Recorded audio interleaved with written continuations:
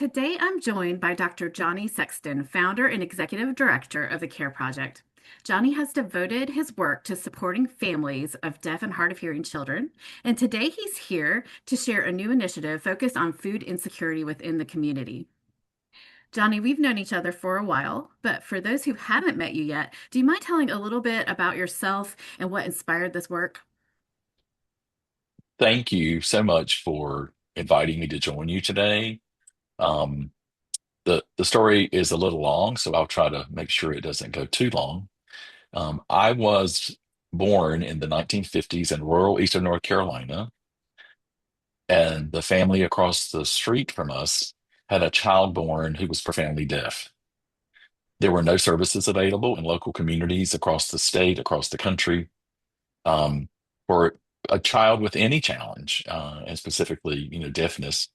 And so when the little boy across the street, who was also named Johnny, um, turned about 6 years old, in order to get any education, he went to the State School for the Deaf in Morganton, North Carolina. So that's halfway across the state from where we lived.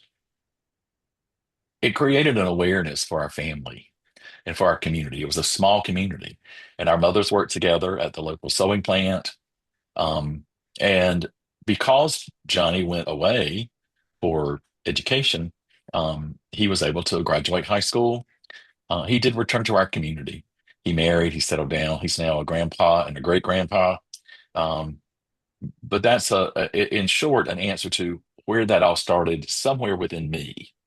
And that was, childhood memory of access for children. And the theme across my existence as an adult professional has been creating access for services for children who are deaf and hard of hearing and their families. And it was not intentional. It was divine intervention to keep me on a path and encounter families and children in schools that, caused me to think about what their journey was like.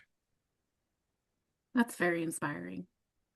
What gap did you see wasn't being addressed for the families of deaf and hard of hearing children?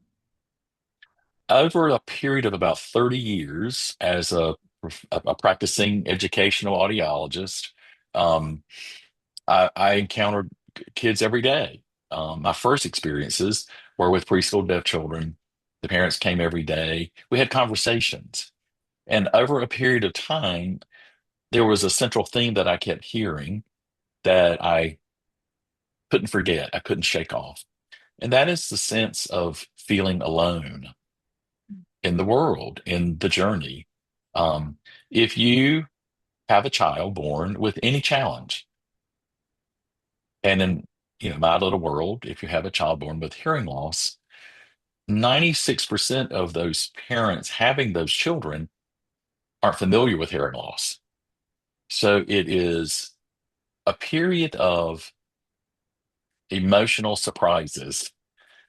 It's also called grief, but I've always tried to turn things around from what might be perceived as negative or heavy and look at it differently. So if we look at the news given to new parents, a newborn tested for hearing loss at birth, which, fortunately is now required in birthing hospitals across the country, um, then we have to think about how that news is perceived by mom and dad.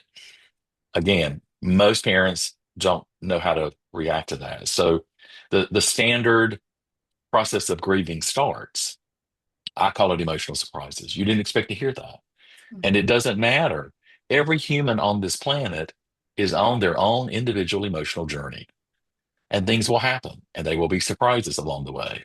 And so we've all gone through the processing of those emotions. And what I saw was no support for those families.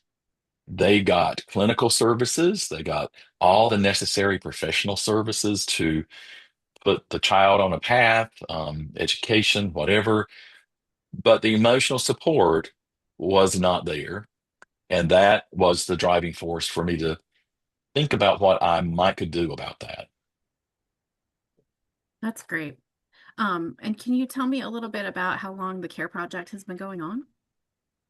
Thank you. Yes. Mhm. So in my 35th year of practice, it was time. I had thought about this a lot. Um, Living in Greensboro, North Carolina, um, I had a dear longtime best friend and colleague, and we shared an office space together.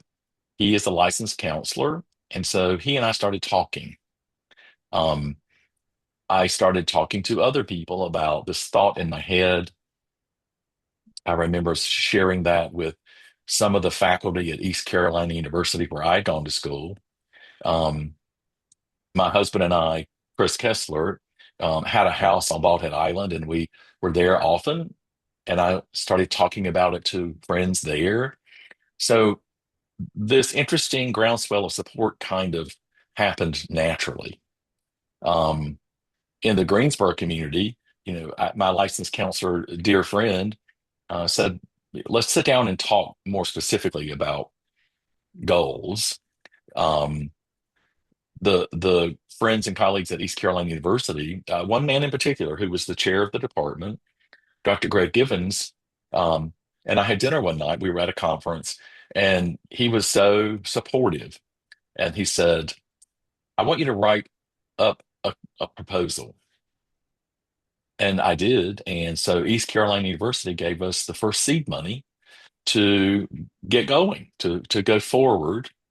Um, and the people on Bald Head Island, God bless them, they invited me to lunch and they said, we're interested in what you're trying to do. Why don't we have a family retreat on Bald Head Island for families? They had been doing that for Wounded Warriors families, and they saw the beauty of the work. When you bring people together who have something in common, maybe it's just one thing, it's magical to see. Just, I get so emotional, I'm sorry. Just to see what can happen. Understandably. People give me such credit. All I do is facilitate. I just, when I was a little boy, somebody said, you're the little boy with the flashlight on the path. You may not know where you're going, but you're going to light the way. And so that I've carried that forward with me. And so, those different pieces were coming, the universe brought these things together. And it was a beautiful experience to see that happen. Another piece of that puzzle at the time, Chris and I lived in Wilmington, North Carolina. We'd moved to the coast and we were friends with people in the film community. And I was called to jury duty, and there was a snowstorm that delayed jury duty. Finally, reporting for jury duty, there was no heat in the courthouse, and I am known to have a rather large mouth. I'm not shy. I express immediately how I'm feeling. And I was not happy that I was cold. And so I I made a public statement to everyone there about that. And I sat down. And then a lady came and sat next to me who was also called to jury duty. I promise this has a point. And she looked at me and she said, I don't know who you are, but I think I want to be your friend because I think we're going to get heat. She was a major person in the film community in Wilmington. And as we talked that day and more, she said, I wonder if we could film journeys of these parents and their families. That became a cornerstone of our work. And Chris, who is also in the film world, immediately, got going with a few colleagues there in the community. And we've been filming family journeys for 16 years. Those journeys have become the most powerful tool we've got in teaching others and in working with families. So that is about how long I've been at this thing called the Care Project, and keeps evolving over time. And I'm just so fortunate, so blessed. Well, I'm sure glad you got called to jury duty. I love when things align like that. Just shows I you that you're agree. on the right path. I think so. Yes, So you're launching a new effort focused on food insecurity for deaf and hard of hearing children. Can you share how this idea came to life and tell us a little bit about it? absolutely. So for years, the Care Project has adopted families at Christmas time, and we learned of families through my staff. My day job, I call it, is, owning and operating a statewide educational audiology practice. I have wonderful audiologists that live across the state and regions, and they serve children every day in their communities. They know these families now better than anyone. And so they started raising money during the holidays to adopt children who are in great need. Um, and some of the letters I've read about the families, they're heart-wrenching. Um, if you're blessed to have a roof over your head, if you're blessed to have socks to put on when you're cold, if you're blessed to have food on the table, then, you need to be very grateful. These children don't have that. That is heartbreaking to me. And so it it started with a combination of my own staff and realizing the care project might could get involved and adopt some families too. And it's grown over the years. And so my staff immediately joined forces by raising money to donate to the care project. So it was managed kind of, under one umbrella. Um, and initially it was about giving them a good Christmas. Um, in recent years, the focus on food insecurity has become large in our state, in our country. Um, it's very sad to realize that there are children, there are families who don't have food to eat at home. Um, and so this is an issue that is near and dear um, to my heart, and even more so to Chris Kessler's heart. And so he and I and some others launched an effort a few years ago to see what we might could do about that. Um, and we felt it was time to create this new um, aspect of the care project that would focus on the food insecurity of children who are deaf and hard of hearing. And so we are planning to launch that this month. Um, and we will appeal to the masses for donations, um, and see what we can do to help. And while food insecurity is the focus, even in the last month or two, we've had someone call about some families, one in particular that didn't even have diapers for the baby. Now, we're a small operation. We have, you know, very little money, but it doesn't stop us from wanting to see what we can do to help these families move forward. And I don't think that food insecurity is unique at all to families with deaf children. It's across the board. We know more about it and hear more about it because we're out there every day with these families, with these children, and we're made aware of some things that maybe we wouldn't know otherwise. Why is food insecurity especially challenging for this community? Again, I don't know that it's specific to this community, Hmm. but if we think about the current status of availability of support, if we think about children who are deaf and hard of hearing having additional needs, um, we just have to look at what they go without. Hmm. If a family chooses hearing aids for their children or a cochlear implant, in many ways, there is financial support for that. But there are families who don't have that, that don't qualify. Specifically, in recent years, I've had so many requests from across North Carolina to try to find ways to help undocumented children who are deaf and hard of hearing because they can't get anything. And that while the politics of it, it is what it is, and I'm not going into that, is heartbreaking. Yes. And so I literally get on social media and beg. I appeal, help me help this child. And it has been amazing to see that in every case, somebody comes to the rescue. So this community, has extra challenges. They have extra things that maybe they can't provide. And when you're trying to choose between something maybe essential for the child from a technology standpoint or, medical appointments, whatever, and a meal, you know, what a decision parents have to face. So it's very is very much a part of the heart of what we want to do now to expand what we've already done, with the Care Project families over the years. I think what you're doing is really amazing. What is something you've learned from this work that has changed you as a human? Well, I hope I was born with a good heart. I was Sounds like born you have been.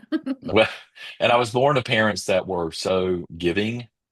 Um, my parents did not have any money to even start their lives together. They didn't come from any background that had any degree of wealth or whatever. They were children of the Depression, not raised by their own families, and so they struggled. But it didn't discourage them. They, married in 1954, lived in one room in a house. I was born. Um, I have to say, a part of my heart was gifted to me by my parents. And I am so blessed that at age 95 for daddy and 90 for mama, that they're still out there doing this every day. This morning, they're taking a younger cousin who is deaf to make sure she gets to see someone about her hearing problems and get hearing aids. Wow. So that was a great beginning for me. Now working with these families just made my heart grow. I hope I wasn't born a Grinch, but in the story of the Grinch, how his You heart made me think of grows. that. Yes. Every day I get blessings. I have a scrapbook here that I came across in my office closet over the holidays, made by a bunch of families that we have worked with, just expressing what it meant to them to Oh, go on a family retreat and to um and to get to know and meet and love Uncle Johnny or Mr. Johnny, whatever I'm called. So it really just not only does it warm my heart, but it sustains me. People ask, am I retiring? No, I can't retire. There's too much to do. There are children, there are babies born every day in our state and across the world who are deaf or hard of hearing. And I just feel it's important for me to be grateful for where I am now with it and to continue to give back. I won't stop. If someone watching this feels moved, what are ways that they could support the CARE project in the new initiative? We are an official, federally recognized nonprofit, and as everyone should know, nonprofits aren't we aren't born with money, but what we do costs money. Um, and particularly in the last year or two, funding resources have uh, grown less and less available for us.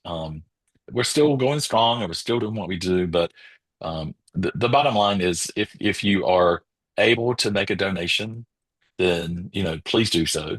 It supports our work. Um, I want to just say this because I don't think it's necessary, but you know, I don't I don't make a salary from this.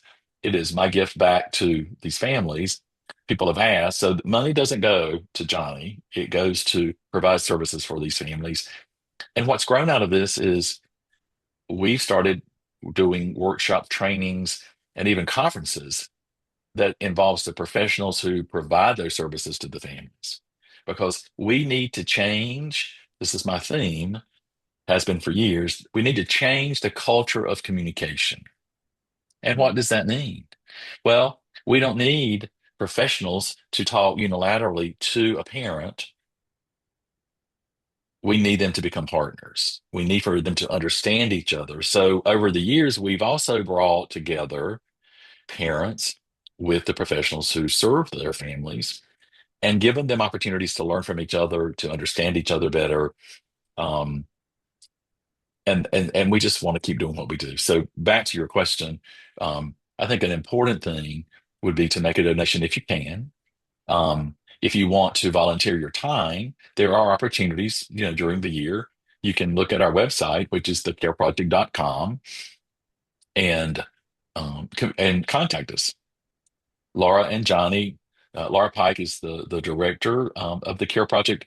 I am the founder and executive director, and we grew over time. And I met so many wonderful families along the way. And one family was Laura Pike, her husband Adam, and their daughter Hollis. Hollis was 18 months old, I think. She turned 12 this week. Oh, Um, and I needed some help. At some point you realize, if you're lucky, you realize you need some help to do what you do. So I got an email from Laura Pike, and she said that she did not even have a resume, but she had been to our family retreat. She saw what we were doing, and if there was any way she could ever work with me and the care project, she would love to do so. That was so impactful to me.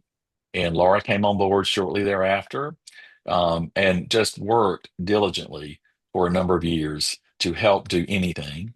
And then it seemed logical as I grow older, I'm told I need to plan uh, for the future that someone else should be named director.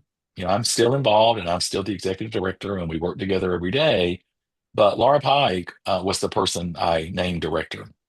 Laura lives that life. She's on that journey. She's and her husband are raising this amazing daughter who is deaf, and who better to understand what these families need. So I think we've made a pretty good team. She knows far more insight than I do when it comes to what's going on in the family, and I've just worked with these families for a very long time. So and I had the opportunity to meet Laura recently, and I agree, she's an amazing woman. Johnny, I really appreciate you taking time to share your work and the heart behind it and shedding light on something that many people may not realize or fully understand. We're going to post the links to the CARE project below so that people can check it out and hopefully offer a donation or some volunteering. Thank you so much. thank you, Patika, for the opportunity, not only to do this together, but to be reconnected. I really appreciate it. Thank you.